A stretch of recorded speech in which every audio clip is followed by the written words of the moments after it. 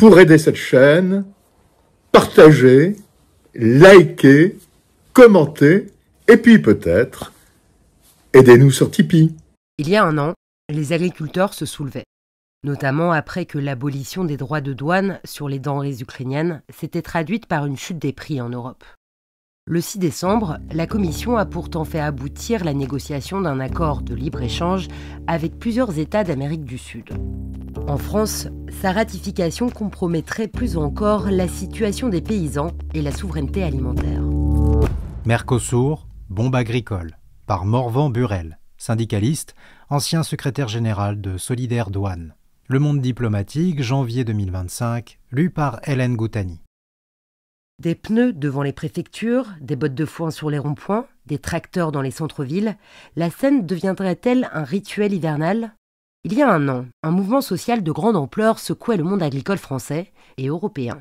Apparu dans le sud-ouest, il s'est rapidement étendu au reste du pays, soutenu par le principal syndicat du secteur, la Fédération nationale des syndicats d'exploitants agricoles, la FNSEA. Quelques mesures d'urgence ont temporairement éteint le mécontentement, mais sans rien régler sur le fond. Aussi, les agriculteurs n'ont-ils pas attendu très longtemps pour reprendre le chemin de la contestation. Ils ont rebattu le pavé en novembre dernier, avec dans leur ligne de mire, toujours, l'impossibilité de vivre décemment de leurs exploitations en raison, en particulier, de la pression sur les prix exercée par les produits agricoles importés.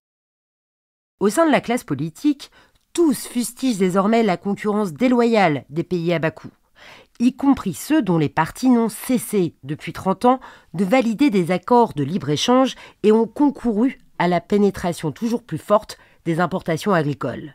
L'excédent français en ce domaine, 7,8 milliards d'euros en 2019, tient aux exportations de vins et de spiritueux, ainsi qu'à celles de céréales. En dehors de ces deux postes, le déficit s'élève à 11 milliards d'euros, soit presque 2 fois plus qu'en 2010. Les importations sont passées de 28 à 56 milliards d'euros depuis 2000 et représentent désormais 20% de l'alimentation nationale, 45% de la consommation de volailles, 56% de celle de viande ovine, 63% de celle de protéines issues d'oléagineux à destination des élevages et 71% de celle des fruits. La France dépend donc, entre autres, de partenaires européens à la main-d'œuvre moins coûteuse. Un tiers de la volaille et un quart du porc transformé industriellement en France proviennent des Pays-Bas, de Belgique, d'Allemagne, de Pologne ainsi que d'Ukraine, qui bénéficient de conditions d'exportation très avantageuses sans appartenir à l'Union européenne.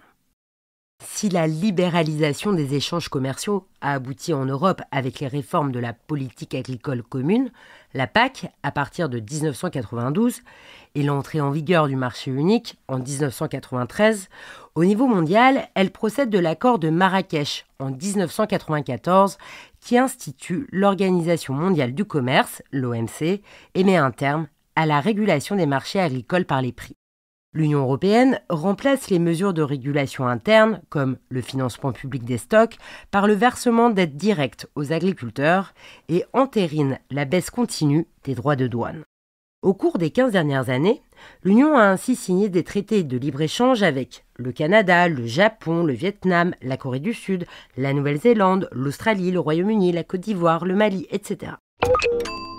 L'entourloupe des traités vertueux. Madame Ursula von der Leyen entend désormais imposer l'accord commercial avec le marché commun du Sud, ou Mercosur selon l'acronyme espagnol, ou Mercosul dans sa version portugaise. Le 6 décembre, à Montevideo, la présidente de la Commission européenne et les chefs d'État argentins, boliviens, brésiliens, paraguayens et uruguayens ont conclu 25 années de négociations.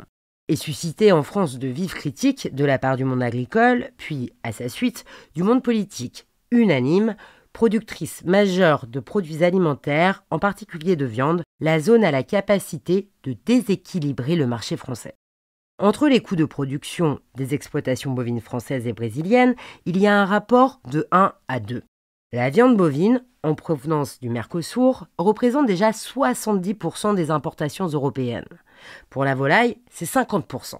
Que se passera-t-il si l'accord rentre en vigueur ? Peu importe aux négociateurs européens, entièrement acquis à la théorie ricardienne, du nom de l'économiste anglais du XVIIIe siècle, David Ricardo, dite de l'avantage comparatif, selon laquelle chaque partie a toujours intérêt à l'échange, pourvu qu'elle fasse le choix d'une spécialisation judicieuse. Pour obtenir une baisse des droits de douane sur des produits industriels européens, le commissaire européen à l'agriculture, puis au commerce, Phil Hogan, assumait ainsi d'avoir concédé un peu de bœuf aux pays du Mercosur parce qu'il fallait faire des concessions. Le Monde, le 4 juillet 2019.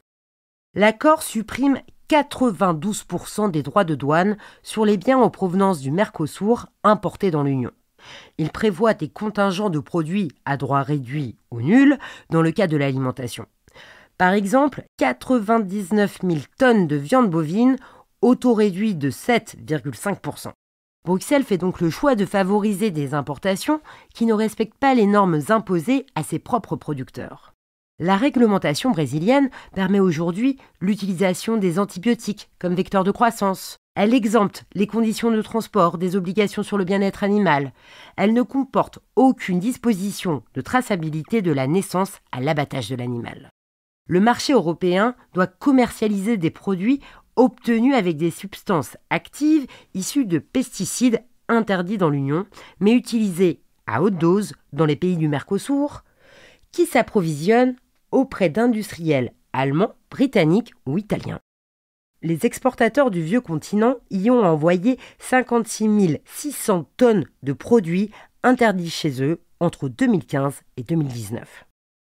En mars 2024, après que la crise agricole de l'hiver dernier avait érigé ce projet de traité avec le Mercosur en symbole de concurrence déloyale, le président Emmanuel Macron l'avait qualifié, devant une assemblée de patrons brésiliens, de très mauvais accord, négociés comme on le faisait dans les années 90, à l'opposé des traités vertueux de nouvelle génération qui permettraient le développement mutuel des parties signataires. Un an plus tard, il se vante de tenir tête à la Commission européenne. Nos agricultures ne sauront pas les sacrifier d'un mercantilisme du siècle d'avant, déclarait-il en Pologne le 12 décembre. Pourtant, au terme des négociations en juin 2019, M. Macron avait jugé l'accord bon à ce stade et regretté les réactions néo-protectionnistes. Le président français opère un premier revirement 2 mois plus tard, lors d'un sommet du G7 à Biarritz, en réaction à des déclarations outrancières du président brésilien Jair Bolsonaro sur le climat. Mais cela n'ira pas plus loin. La France n'a jamais demandé l'interruption du processus ni suggéré la révision du mandat de négociation confié à la Commission européenne par le Conseil, qui représente les gouvernements. Au printemps 2023, le ministre du Commerce extérieur français plaide même encore pour la signature d'un texte n'ayant subi aucune modification, en invoquant des dispositions très favorables à nos entreprises.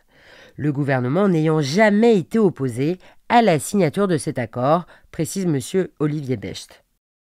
L'opposition affichée par M. Macron en 2024 apparaît surtout comme une tentative désespérée de sauver la politique de dérégulation des échanges commerciaux en sacrifiant, temporairement, l'accord avec le Mercosur. Le 24 janvier 2024, les députés du camp présidentiel au Parlement européen ont approuvé un texte négocié avec le Chili. Présenté comme vertueux, il augmente les quotas d'importation sans droit de douane de porc, de bœuf, de vin, de volaille, de préparation de fruits, d'huile d'olive ou encore d'éthanol. Et il supprime totalement les contingents sur les entrées de pommes et de kiwis. Quelques mois plus tôt, le 9 juillet 2023, la France approuvait la conclusion d'un accord avec la Nouvelle-Zélande qui accroît les contingents d'importation de viande ovine, une filière déjà fragile en Europe, et de produits laitiers, pourtant en situation de surproduction sur le vieux continent. Les promoteurs de ces accords prétendument nouveaux vantent l'inclusion de clauses de réciprocité, dites miroirs, qui imposeraient des normes identiques aux produits importés et aux produits locaux. Mais il s'agit là d'une entourloupe, analyse Madame Marine Colli, consultante en politique publique agricole, pour qui, en termes d'exigence à l'importation, ces textes sont rédigés exactement de la même façon que l'accord avec le Mercosur. Le dispositif n'empêche en rien la Nouvelle-Zélande d'exporter des produits obtenus après utilisation d'herbicides et d'insecticides interdits dans l'Union. La seule interdiction véritable frappe l'importation de viande provenant d'animaux nourris en centre d'engraissage, une pratique quasi inexistante en Nouvelle-Zélande.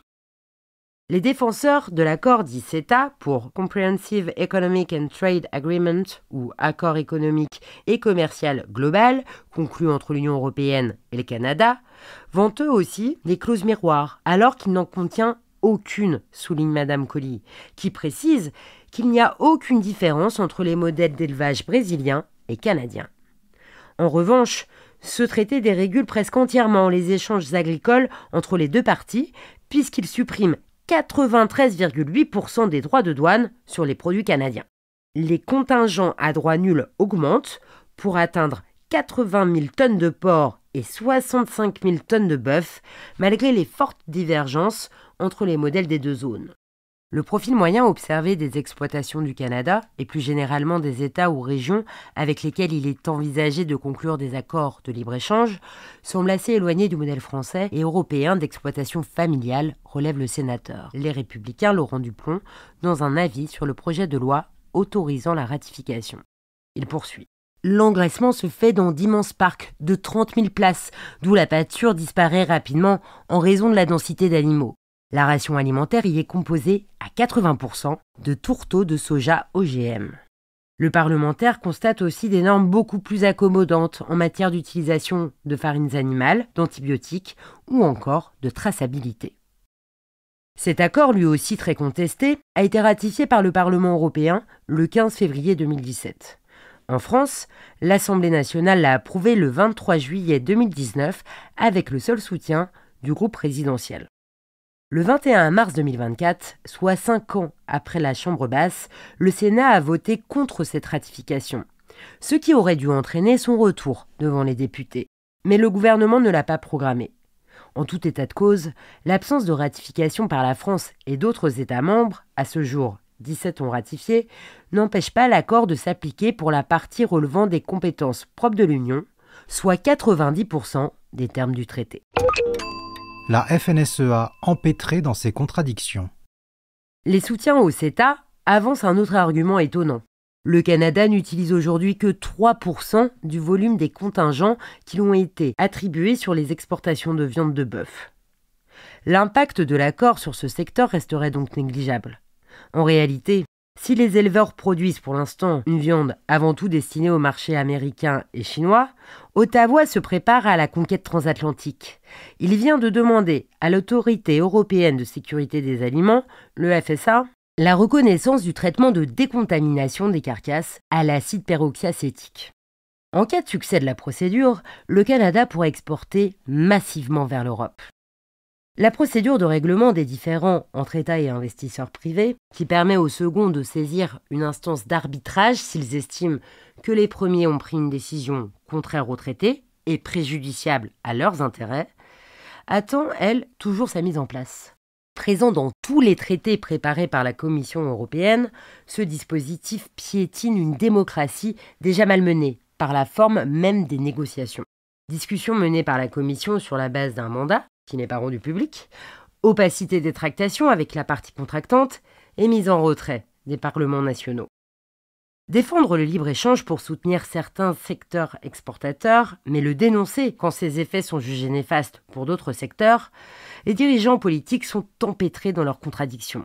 Tout comme le président de la FNSEA, qui défend les mobilisations contre l'accord avec le Mercosur, mais affirme « Le protectionnisme n'a pas de sens pour l'agriculture française » sur BFM TV le 25 février 2024. Pendant ce temps, l'élaboration d'une politique cohérente, axée sur la souveraineté alimentaire, la préservation du revenu des producteurs et la protection de l'environnement reste au point mort. Depuis la crise du Covid-19, il est devenu commun de se revendiquer favorable à la souveraineté. L'ancien Premier ministre, Jean Castex, a par exemple choisi l'intitulé « Ministère de l'Agriculture et de la Souveraineté alimentaire ». Monsieur Jonathan Chabert, l'un des porte-parole de la Confédération paysanne, explique que la question des échanges commerciaux reste un domaine intouchable de l'Union européenne. Il ne croit pas une seule seconde à une solution à l'intérieur du processus de libre-échange lui-même, les mesures miroirs étant totalement inefficaces. Son syndicat réclame donc des mesures douanières sur les volumes, les prix et les normes sanitaires. Il préconise en particulier la mise en place de prix minimum d'entrée appliqués aux produits importés. Selon ce mécanisme, le prix ne doit pas être inférieur aux coûts subis par les producteurs nationaux, rémunération du travail, coût de la protection sociale, etc. Le 12 novembre dernier, plus de 600 parlementaires français appelaient la Commission à ne pas soumettre l'accord d'association avec le Mercosur à l'approbation du Parlement européen et du Conseil. La part de l'industrie dans la production nationale est tombée, après 3 décennies de cure libre-échangiste, à 11%. Après la perte de souveraineté industrielle, viendrait la fin de la souveraineté alimentaire ? Pour l'éviter, l'opposition de circonstance au seul accord Mercosur ne suffira pas.